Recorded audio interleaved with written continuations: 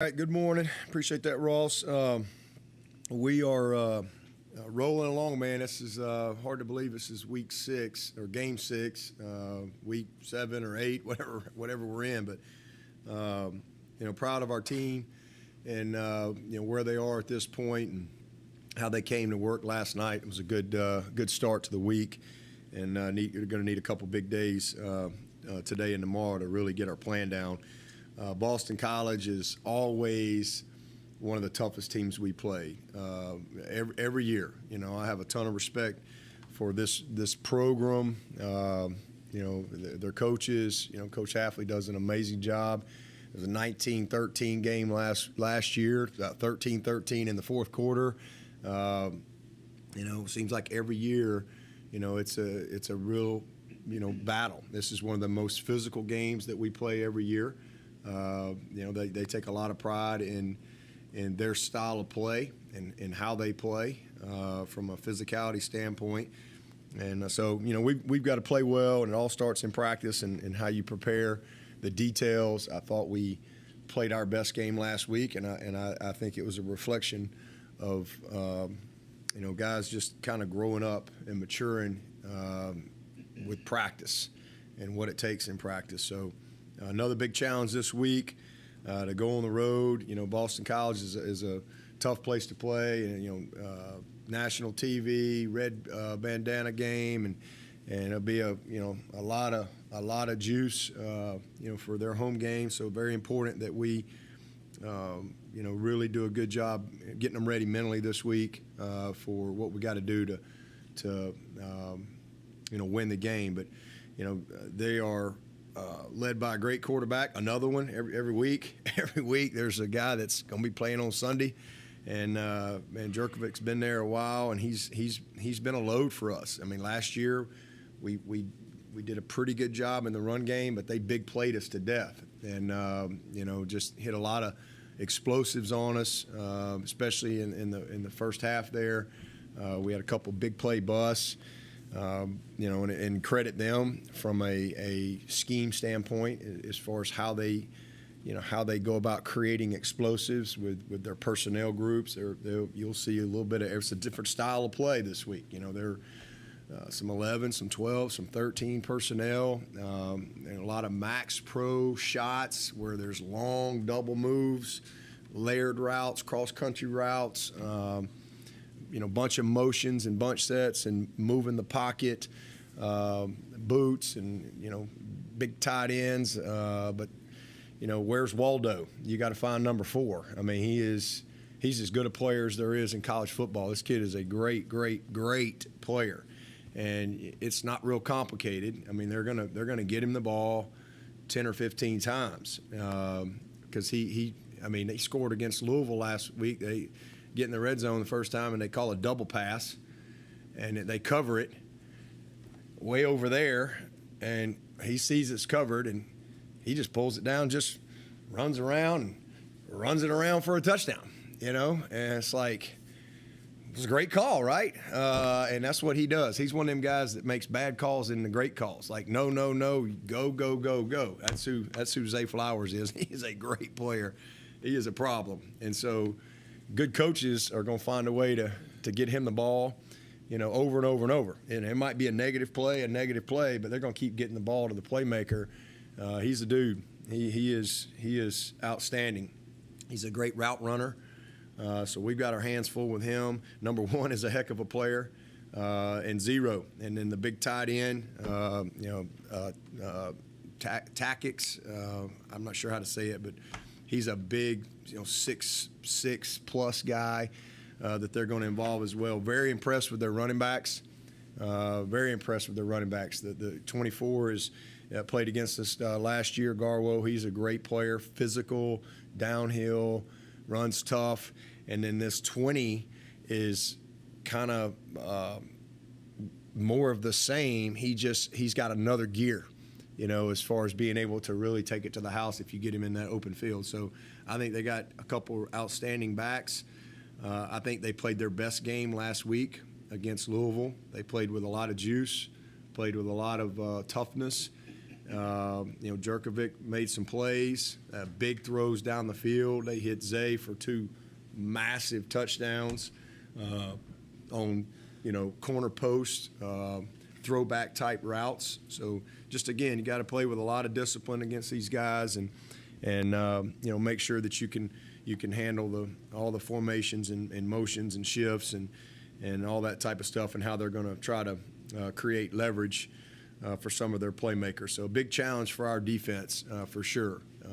Offensively, same thing. They're big and strong up front, 97, 93, 96. And then that number 6, who was a freshman for him last year, he is twitchy. He is athletic. He can change direction. All those guys play incredibly hard. All the backers are back, and now they got DePalma back. He was out last year. So a very veteran group at linebacker and 3 starters back in the secondary as well. So, well coached. They believe in their scheme and what they do, and they know how to execute it. So we've got to really play with precision, and that's something I talked about this past week, and that's what I want to see from us is just be a little more precise in some of our details and our discipline, whether it be our eyes, our alignments, our taxi technique, our leverage, or whatever it is. So we got a lot of little things to clean up. But, again, good group, veteran group on the defensive side with a bunch of guys back. And then they have lost a couple guys in the offensive line, so they're not as experienced there. But, hey, we're going into Game 6, so they've had a chance to kind of play themselves into a good group. And you saw that last week with a huge win over Louisville. Good kicking game. So, again, just one of those games that we're going to have to, play well to have a chance to win on the road. And for us, we're going to be on the road these next couple of weeks. I think 3 out of the next 4 games are on the road for us. So if we're going to have the type of season that we want to have, we've got to, really bring the sense of urgency and bring our energy, and juice each and every week to be ready. So it'll be a great atmosphere up there, and looking forward to the challenge. Coach, you mentioned it, the red bandana game. How special is it to you that BC always seems to choose your game to honor the heroic sacrifice of Wells Crowther? Yeah, well, first of all, it's an amazing tribute that they do to him. I've had the opportunity to meet his family. In fact, I still have I have a red bandana. I've had it. It's in my briefcase right now today. It's been in my briefcase for years. And just one of those things that's stuck down in there. And every time I go to find my charger, I see the red bandana. So it's just something I've always held on to. I have a lot of admiration for who he was, but also just his family, and then just how Boston College has just shown that light on that sacrifice, year in and year out, and they always pick a game, and they beat Southern Cal, whatever one of these years. We've been in some dog fights with them up there for sure. So it's been a while since we've been there. It's been a while. So I guess the last time we were there, I guess it was the red bandana game. So it's been a while, and that's probably how long I've had that bandana in my briefcase since that last time. But I always look forward to going up there. To me, it's got a lot of special memories too. That was the first game we ever won. Was up there, and it's something I've always. I had never been there at that point as far as as a head coach or anything like that, and just remember going up there and how our guys played that night, and so I have some good memories and some bad ones from up there, but it's always a special place to go to. It also seems like it's always November and 30 degrees when you play up there, so you're looking forward to a little bit warmer weather this time? Yeah, I think it's going to be maybe 50 or 49 or something like that. We might touch the 4s. So it'll be nice. It's that time of year. Things are starting to change a little bit, but we're in the prime time phase of our season. We're right in the middle of it, and we got to have a great month of October. Yep. I was going to ask you about that first game. C.J. Spiller had 6 big catches, set a receiving record in that game. guy by the name of Tyler Grisham had 4 or 5 tough catches down the stretch. A guy by the name of Thomas Austin's out there blocking. Now those guys are coaching for you. Yeah. Going to take a little time, maybe walk out on the field with them and kind of. Yeah, Cavell Connor, Ricky Sapp. Those guys were, Aaron Kelly had that huge catch, after Spiller ran out of gas on the kick return, and it was we got up. Remember that, man, we're feeling pretty good about ourselves in there at halftime, and in a dogfight, but it was special. That's one I'll never forget. I have a picture of that, that locker room, and all the guys that were a part of that, and again, it's cool for those on the staff to be able to reflect a little bit when you go up there, because that really, if we don't win that game, I'm probably not here. So they're all big, but some you just don't realize how big they are, right, until later on down the road. Kind of like when we beat Syracuse that year, we knew it was big, but we didn't know how big until you look back and you go, dang, we went 15-0.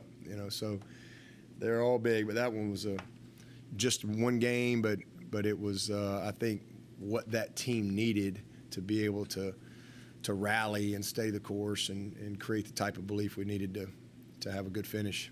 Where does that rank? I know you try not to rank them, but I imagine that's just kind of a separate deal than even the national championship. Yeah.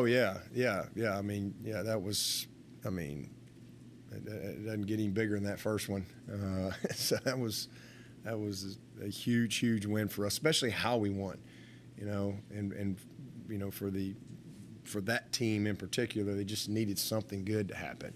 How we had lost to Georgia Tech in that first one, and then the open date, and just all that was going on. It was that was huge for that team, and so just kind of helped us to kind of solidify what we were trying to do down the stretch. Coach, new offensive coordinator and John McNulty, do you think it maybe took them a few games to kind of get into a rhythm offensively? You mentioned you thought they had the best game against Louisville. Yeah, well, I just think they've had, a lot of personnel changes up front in particular. And, when you don't have a lot of continuity up front, there's challenges. That's what we had last year. That's been the biggest thing for us this year is we've been able to have continuity. Every week it was musical chairs up front, and it just affects everything. The plays don't – it's amazing how the plays work better when you got – continuity and consistency up front. This year, our challenges have been mostly in the D-line, but we got way more depth there, right? We've been able to deal with that, and we couldn't deal with that like we needed to, and most people can in the offensive line. There's not many teams out there that's got 10 starters in the offensive line. It's a different deal, but I think they've had a little continuity there, injuries, guys, and just kind of figuring it all out. But man, they played a really good football game last week. They battled. They were physical. Those backs, huge explosive plays. Jerkovic got involved with his legs. They had a nice, big long play by him. On a with good coverage, but a breakdown. You don't contain him. You don't set the edge. He's you don't think of him as a guy that really beats you. But I remember, was it 20 here in 20, we couldn't tackle him. He ran over us and through us that whole game. So he's a guy, and you just saw him really kind of getting rhythm. They made some huge plays.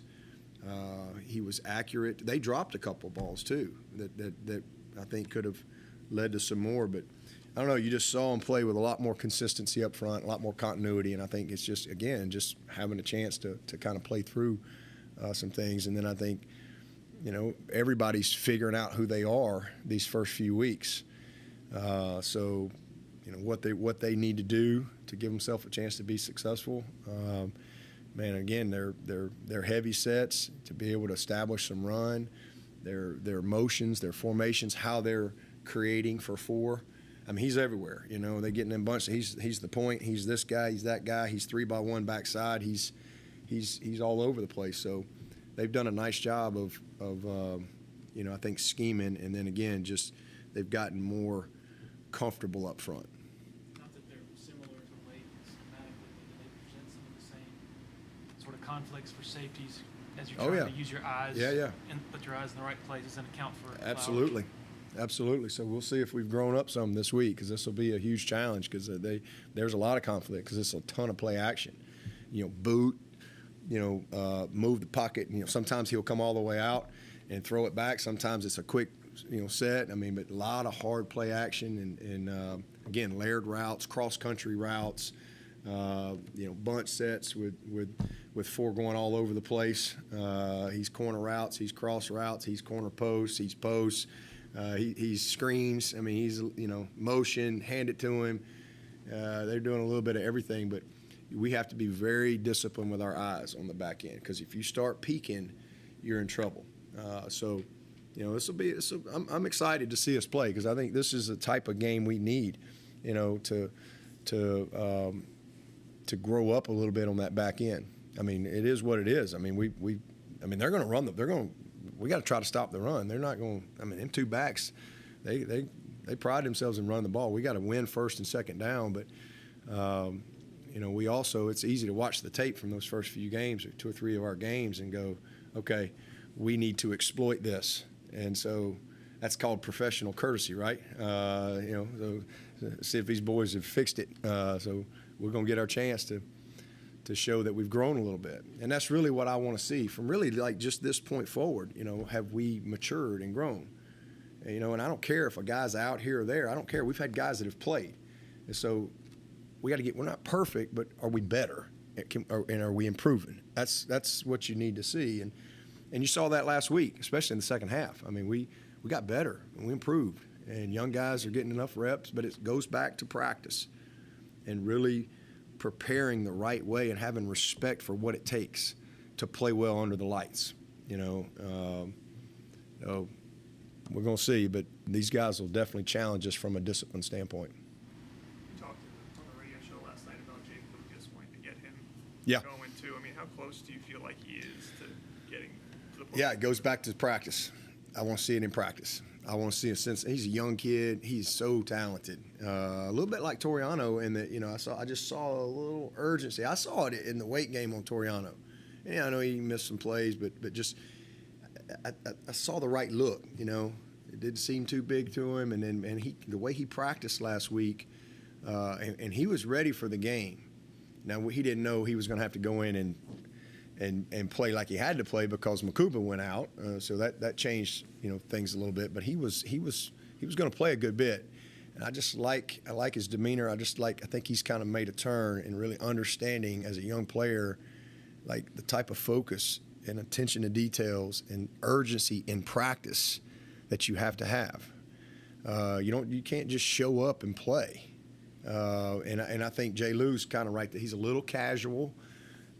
Unbelievably talented, long, can run, great ball skills, but just sense of urgency and practice. And he's off to a good start. Had a really good night last night. And but yeah, because he's a guy we're going to need, and he's making some progress. But just taking to the coaching, and just slowing the game down for him a little bit, but really playing with the level of intensity that you have to play with. So he's got to earn that. But he's coming. He's coming. Coach, speaking of the corners, Fred Davis played in special teams the other night. Have you seen him handle the kind of setback against Wake the way you'd like to, the right mentality? Yeah, back to work. It is what it is. It's just you are what you put on tape, right? And let's do something about it. So same thing. Attention to details, technique. If you're inside leverage, then play inside leverage. Footwork. Carry your individual to your group work, to your teamwork, to the games, and really just, and he's done that. He was the reason why he was out there. It's not like we hadn't seen him do it. We've seen him. I thought he had a really good camp, and was doing some good things. But I just think, just kind of got out of himself a little bit and didn't handle the adversity very well. And the next thing you know, you're kind of outside yourself, and now your fundamentals are bad, your technique's bad, your confidence is down, and you don't play well. But he's a really, really talented football player. And so we're just getting him kind of recentered, and you got to go compete. And if you're not if you're not performing well, you give somebody else another opportunity. And again, we need that. We need that competition. So yeah, I love how he's responded back to work, and you know, he'll get some more opportunity and just needs to play better. KJ Henry said you challenged him in the offseason to stick around and compete against NFL guys, and now you watch him, and he's almost the voice of the defense or the voice of the team in a lot of ways. I saw him coaching the defensive backs up at Wake Forest. You see kind of what he does. He's waving teammates back on the field, off the field. What is it about him this year that has just pushed him to another stratospheric level? Maturity, you know, and him buying in, you know, to fully what it takes. I mean, he's a great kid, always has been, but, you know, our conversation all season was, you know, we got a lot of guys, right? And, you know, so you got basically 4 starters coming back, and it's, you know, easy for them to say, well, golly, man, I'm splitting reps. And I'm like, why are you worried about that? Like, quit worrying about how many plays you get, and how about focus on how you play? You know, these scouts don't care who runs out there first. They could care less. They just care about how you play the game. Like, right? I mean, they know, okay, oh, they got KJ and Miles and Maskell and Xavier Thomas. I mean, you know, all right, so all these guys, this is college football. Like, they're all good players. They're all going to play. How do you play? I mean, don't say you want more plays. You played 25 plays and you're not impacting the game. You know, I mean, play well. And so how do we play better? Well, we've got to change how we got to focus on this, and then you know, he took I mean, we get these guys evaluated every year, and we get a lot of feedback that's, I think, important. Some of them want it, some of them cringe, you know. But KJ's one of those guys, like, he wants it. Like, he wants it. He's self-aware that way, and most of the time he'll be like, "Yep, I agree," and that takes a lot of maturity, you know. And then okay, well, let's go attack that, and so be inside out and quit worrying about this guy and that guy, and it's a man in the mirror, and I just think he just really, and that's what I say. Yeah, you can go somewhere else, but it ain't gonna get less competitive for you. You know, you're gonna be on a really good team. You got a chance to probably be the captain of the team, and you know, you focus on yourself, and you know, you don't run from competition. That's how I look at it. It's not like he's not going to play, and so he just, man, he's changed his body. He's really worked on his tools. He's a much better run player. And a lot of that's a reflection of just what he's done in the weight room and his strength and just his knowledge of the game. Like, he sees it, he understands it, he studied it, and then all of his pass rush techniques, everything. I mean, he's just become more of a craftsman at the job. He's a 5th-year senior. That's what college football is all about. This is a development game, and it's one of those things that you know, you see so many of these kids now, if they're not, you know, all world as a freshman, it's like, well, I gotta leave. I gotta go somewhere else. No, the mirror travels with you. You know, somewhere along the line, you gotta work, and you gotta earn things. And I just think he's a great example to all those things. He's always been a good player, but he's become a great player because he has, you know, been inside out. He's taken coaching. He's not looked at it as criticism. He's looked at it as information to get better, and it's been awesome. So I mean, he's been great. He's been great, and you know, just all those guys have bought into that. Just being selfless, you know, and you know, understanding that our strength is in numbers, and to be able to sub people and wear people down and to stay fresh in the fourth quarter when we have to have it is a real plus for us. So, you know, it's been great. It's been great. We've been able to really use our depth, you know, at the most critical position on that side of the ball, and going to get better. Because, you know, we got X coming back real soon, and you know, that's going to be awesome. I remember you telling us in 2018, I think it was after the A&M game, that Henry actually approached you and told you that he wanted to redshirt that season. How rare is that for a guy as highly recruited as he was? That never happens. That's very rare. You know, 5-star guy, and we really needed him. and he was playing. In fact, he had just played his best game at Wake, and he just said, "Coach, I need power hour. I got to get stronger." But he was looking at Klee. He's looking at Austin Bryant. Klee is a redshirt junior. Austin was a junior, fourth-year guy, and just big, strong, more physical. And he's looking at that going, okay, that's not me.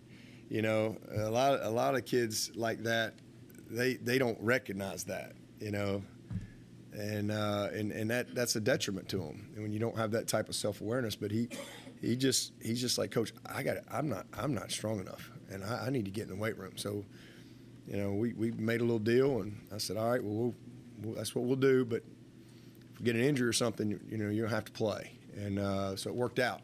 So he went to Power Hour, and he just started his process. And then, again, graduated. I mean, he's a Campbell Trophy finalist, just got named that last week. And, I mean, he could have easily moved on last year. But, he didn't want to go be a 6th-round draft pick. He wanted to maximize his opportunity. And, he's like, well, I love my team. I love my place. I don't want to go somewhere. Just a very self-aware kid. And he's, unbelievable mom and dad. His dad's a coach. Heck, his mom has coached. I mean, they were both athletes, and they're just great people. And I think he's got great counsel, and because again, his dad is an excellent coach. And I mean, he knows the game, inside out, and he's very honest with him, and has challenged him as well. And man, KJ is, again, he's what it's all about, So to have a 5th-year guy like him, and I think it says a lot to the people at the next level how committed he is to getting better in development. And it's just night and day when you watch the tape from and you see the transformation that has come for him. So proud of him. And again, it takes self-awareness to improve. Another defensive end that's playing the run better is Justin Maskell. I watch him and see a night and day difference. I hate that I don't know this, but does he have a chance to come back if he would want to next year? Yeah, I mean, he's got a COVID year. Yeah, I mean, do you think that he would take advantage of that? I don't know. I mean, he's a graduate as well, and gonna, I mean, he's gonna have opportunity to play at the next level for sure. It's he is so much better. He's always been a very physical guy. That's been a natural thing for him, but just the details of the game.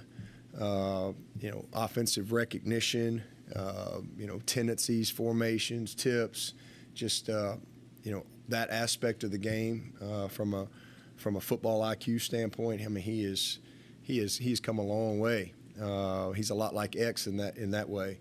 So I'm really proud of him. But yeah, he certainly could. And I think all these guys. I mean, they're just focused on winning. But as I said earlier, we get them all evaluated and give them the information, and then we see what decisions there are. The good news for him is if he doesn't like his information, he will have that option.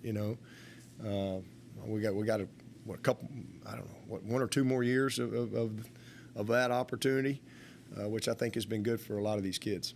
What's Brian's status at this point? He's not going to play this week. I can tell you that he's doing really good, really, really good, and everything is great. In fact, they kind of got a protocol in place for him, so they're gonna condition him this week, and just push him through every day. He started that yesterday. He's great, feels great, and again, all of his numbers are where they need to be.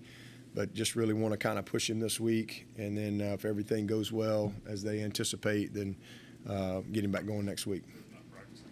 No, he's out there. Yeah, but they just got him. They're doing more, cardio stuff. He's more with the trainers, but he's going through that protocol with them. As far as XT, is he back to the point where he's practicing, or is he still? Yeah, he practiced last week. I know I've been saying it every week. He's right there. He's right there. So, it's just Tuesday. So today will be a big day, and tomorrow. And he was, kind of day to day last week, and didn't really feel quite there. And he's kind of right there, and he's better now than he was last week. So he's his foot is healed great and looks good, but just he's been working on his conditioning a little bit too. But, he's right there. But it seems like in just about every game this year, your offense has been able to answer when the other team has scored. What does that say about the mindset and the composure of your guys on offense, and also what is the cumulative effect of that, of the confidence gained as it continues to? Yeah, well, they don't. You learn from your experiences. You learn from the bad ones too, and sometimes when you have a lot of bad happening, that gets contagious as well, right? And it's amazing how that works. When you have a lot of success, and that can become contagious too, and confidence, really can grow. And so they're a confident group, and again, we've just been able to have a lot of continuity on that side of the ball. I mean, there's been consistency there, and but the fact that they've been able to do it, and you saw it in the Georgia Tech game, they kind of came alive, overcame a little funk, right? First, 3rd and 1, we're in a great spot. First two, next thing you know, we get the snap, now you punt. And the next drive, you go right down the field and you feel good and you fumble. And it was just kind of like, getting out of your own way, and then, okay, we'll miss a throw. All right, well, how are we going to respond here? And really kind of since that second half, they've really kind of gone. I mean, we went from the second half of Georgia Tech, I think we went like 9 out of 11 or maybe even more scoring drives, into that Furman game. And then, so we've started well. And I think that's a reflection of how they've practiced, how detailed they are, the leadership. There's a lot of leadership on that side of the ball, man. DJ is relentless at practice. I mean, he's just a different guy. He is every day. He really truly comes out there like it's game day every day, and it just sets the tone. So, the guys are having fun up front, and again, they've had some success, and that just breeds confidence that somebody's going to make a play. And so I'm proud of them, where they are, but they're far from complete and far from satisfied because there's a lot that we can do better. Well, you guys have been adding and finding consistent success with the tight end group. How valuable is that in the college game in this day to have kind of that X factor, and how does that complement this offensive skill set as well?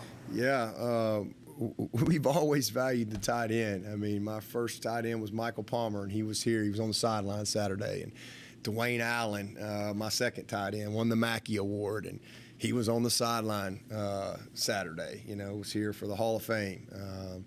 Brandon Ford was a great player for us. I mean, Leggett was a Mackey finalist, a great player. But those guys are hard to find, man. I mean, difference makers at that position. Ask the NFL guys. It's the hardest position to find, and that's why if you see a guy that has that ability to really do it all at that position in today's game and be a matchup problem, they're high premium at the next level. They just are, and they're just hard to find. There's just a lot. I think it's the hardest position to play in our offense outside of quarterback from a schematic standpoint, because there's a lot. I mean, that these, and not everybody can. Sometimes it just takes some guys a little while to do it, and then some years, you get guys, he's a better route runner, but he can't block nobody. Some years this guy's a better blocker, and you have to kind of piece it together. So it's nice when you got some guys that can really do it all, and everybody's trying to find those guys, recruit those guys. But Davis was a guy, like I said, he didn't play tight end. He's just a big athlete, basketball player, pitcher, D-line, linebacker, tough guy, and just saw his athleticism, but he had to kind of learn he hadn't run routes.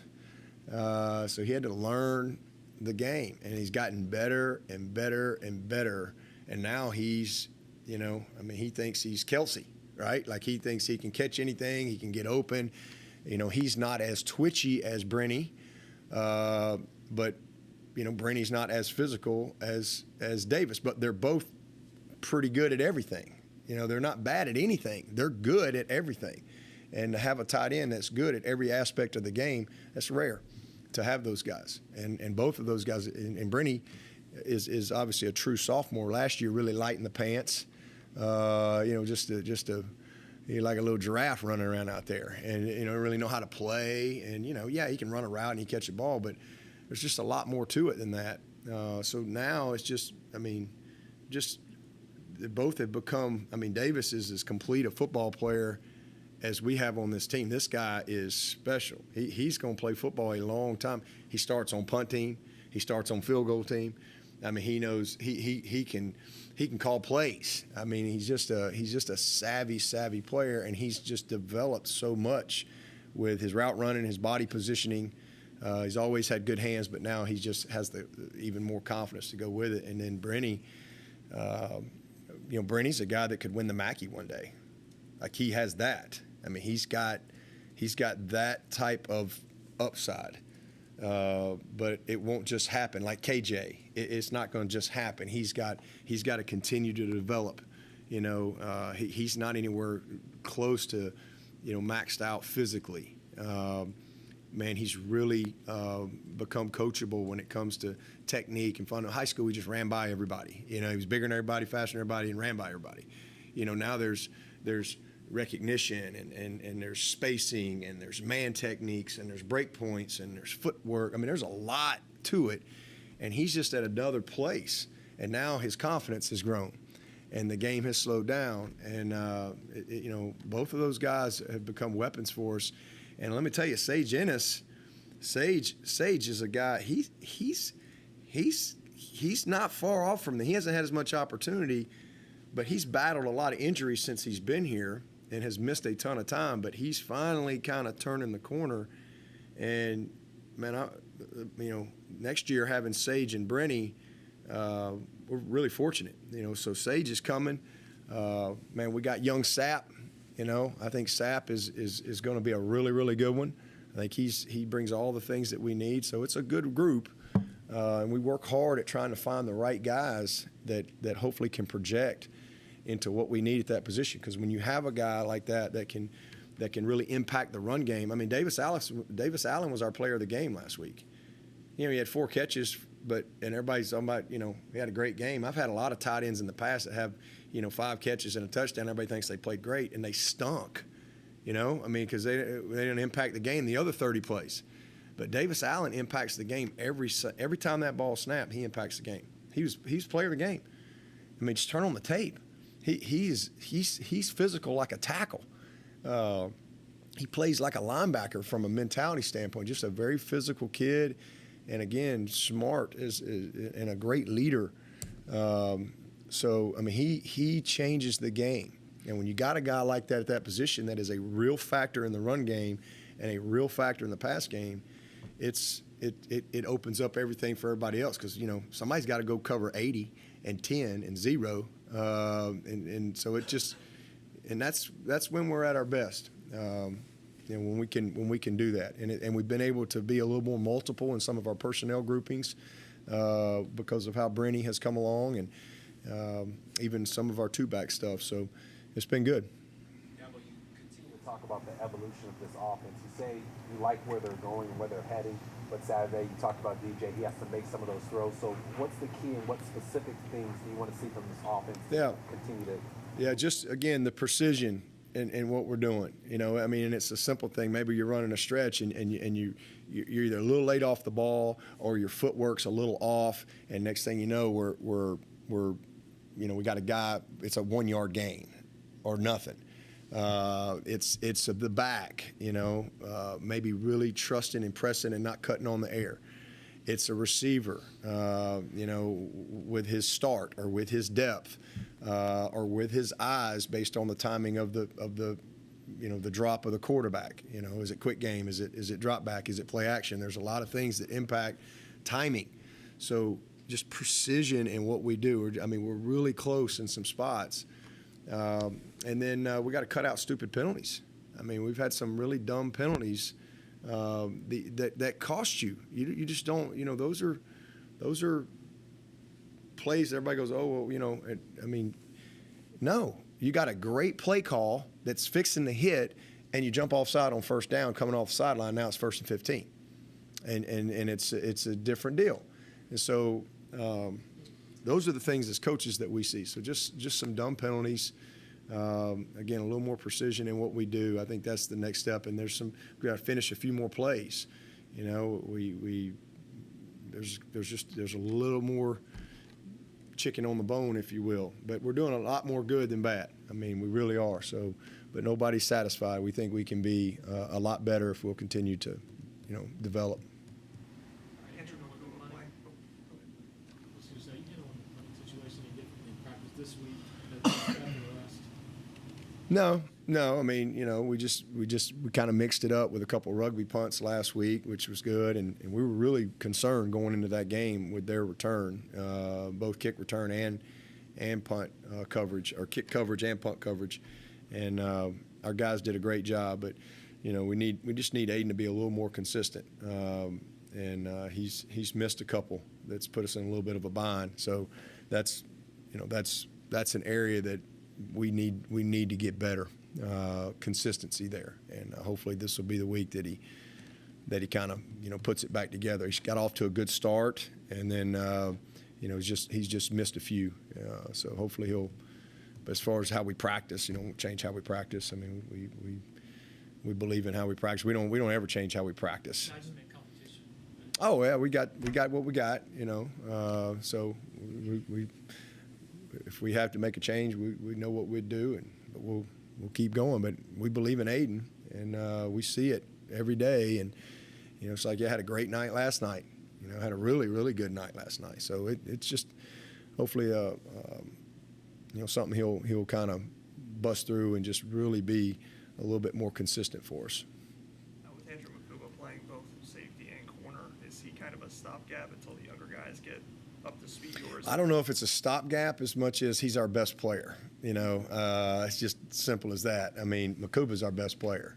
I mean, he's as good a football player as we got. He's a great, great player, and it's kind of one of those things week to week where, you know, where you put him. You know, where do you put your best player? What's best for the defense that week? And sometimes it's dictated by the team you're playing, their personnel. Sometimes it's dictated by injuries, and you know where you need to put him. You know, kind of where we were last week. It's the best spot for us, or maybe it's how guys are performing. Whatever. We feel pretty good about our safeties, and then so it was like, all right, well because Mickens has played a ton. Venables led us in tackles last week. He's played a ton.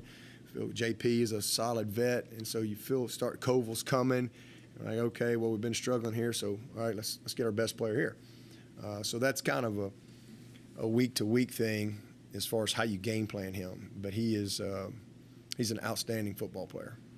Do you see any long-term future for him at corner, or is it that he could play anywhere? I definitely think he's going to play corner more this year. He's going to play safety. He's going to play nickel, and guess what? He's going to do the same thing at the next level one day. You know, he's going to play everywhere. He'll be a nickel corner for sure at the next level. He'll be a high range safety, and he could transition and play corner completely. You know, I mean, he can do any of those things. Still needs to develop physically, but he's just a really, really gifted kid that can do a lot. We talked a lot about the bootleg that you drew up on the sideline the other night.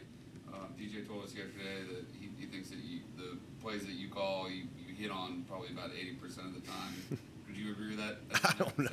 I don't know. I've called good ones. I've called bad ones, but I don't do anything. I've done the same thing for 14 years. I think every head coach, has an expertise and instincts for whatever it is. You input that when you need to. I mean, I think that's the art of being a head coach. It's knowing when you need to assert yourself and when you need to just, stay in tune to what's going on and you just got to pay attention. And so that's not any different than what I've always done. Whether it be national championship games, whatever, for my whole career. But I love my staff, man. We got a great group, and our players are very involved. It's a really good group. But you don't win the game on game day. I mean, you have instincts. I think, again, to be a great head coach, you have to trust your instincts. You have to watch the game, and you have to trust your instincts in critical situations. But you win the game during the week. I mean, you win the game when you're in there, Tuesday meetings and you're game planning, and you win the game Tuesday night and Wednesday night when you're making decisions, critical decisions, on how we're going to call things, situational football. You don't just show up on game day and go, okay, well, let me just figure this out. It doesn't work that way. The game is played through the week. And, and then again, just your messaging, your meetings, how you practice, guys taking ownership of the plan. That's what leads to execution. But, man, our staff has done an awesome job in just putting our guys in position to be successful. It's a player's game.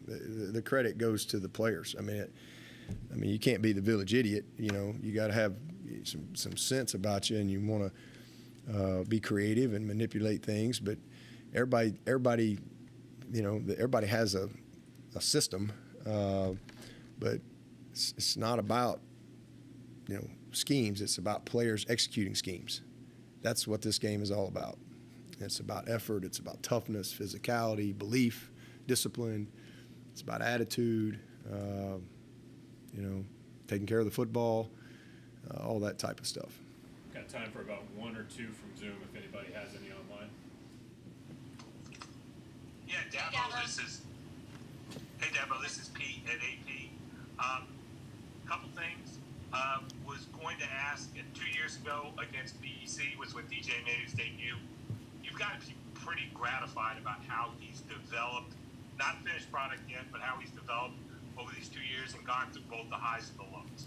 Yeah, I'm super proud of him. I mean, he's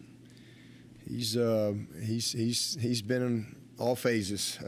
He's done it all. I mean, he's had great success. Where he's a instant superstar and everybody's hero and the first rounder and the Heisman candidate to he ought to go and play in Arena League, and move to tight end or, give up football. He's experienced all those things that come with playing that position. And but the one thing that hasn't changed is him. He has never changed as far as just who he is as a young man. Incredibly humble, very, very smart, and just as tough as they come. I mean, he's just grown. And as I always say, when bad stuff happens, when adversity happens, it defines you, destroys you, or develops you. And it's developed him. He's allowed that, all these struggles and challenges and criticism and doubt and all those things. He's used that as, fuel for his fire. And he's allowed it to sharpen him and develop him in all phases of his game, mentally, physically, you name it. And, just proud of him. He's doing a good job. Again, we've only played 5 games, and, it's he knows it's not far from the penthouse to the outhouse. I promise you that. So just got to continue to, stay within himself, continue to prepare, and, stay inside out. And I think if he does that, he's kind of over the hump and kind of back where, in just the right mindset and, being the type of player that we know he is. We'll go last question here to Anna Adams online. Anna? Hey, Dabo. Are there a couple too deep guys at offensive line you feel like maybe are closer to getting in the game, more meaningful situations? And is that something that's on the radar right now, or are you just pretty content with your starting 5, especially with kind of the chemistry that they've built right now? Yeah, we love our five and the chemistry for sure, and the continuity that they're given. But it's just all flow of the game type of stuff. I mean, we've been in a couple of battles, and we haven't been able to. It's not like we have, KJ and Miles. We're not quite there. But we got some guys that we're definitely confident. I mean, we love the guys we have. We feel good about our depth. We got some young guys that we think have very bright futures. But hopefully we'll get some more opportunity. Mitchell, who missed a ton of camp, missed most of camp. He's back rolling and he's getting a ton of work. And I think he's done some good things. We got Tucker and Mitchell in there the other night, a play or two. We got Tucker in there. Those are two redshirt sophomores that, we think are a little more ready. I'd say the same thing about Trent Howard and Linthicum. They're kind of right there. Colin Sadler, he's a guy that we'd love to get in there and get some reps. Incredibly physical and gifted young player, just hasn't had as much opportunity with some game situation. Tristan is developing. But big drop off between J Mac and Tristan right now. So we're trying to be smart, and we just haven't had as much opportunity. But we see those guys, and one of the things that we do in practice is I try to make sure that those twos get a lot of competitive work. Especially this time of the season. They're going to get that 2 minute. They're going to get that O versus D and get some real fastball. Because they may not be getting as much on game day right now. But we're getting it in practice, and so that's allowing us to develop them a little bit.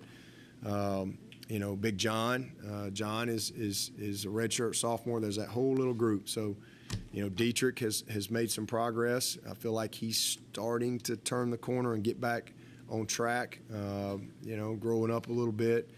So I mean, we got guys, but right now nobody that we think.